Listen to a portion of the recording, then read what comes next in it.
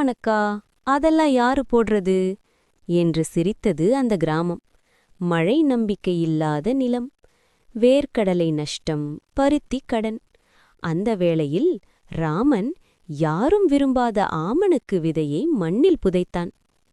இதுல என்ன லாபம் என்று கேட்டதர்களுக்கு அவன் பதில் சொல்லல. மண்ணை பார்த்து உழைத்தான். காலம் நகர்ந்தது. வெயிலிலும் வாடாத ஆமணக்குச் செடிகள் நிலத்தை காப்பாத்தின. எண்ணெய் ஆலை வாங்கியது. மருந்து கம்பெனி கேட்டது. 1 ஏக்கரிலே ராமனுக்கு கிடைத்தது நிம்மதியான வருமானம்.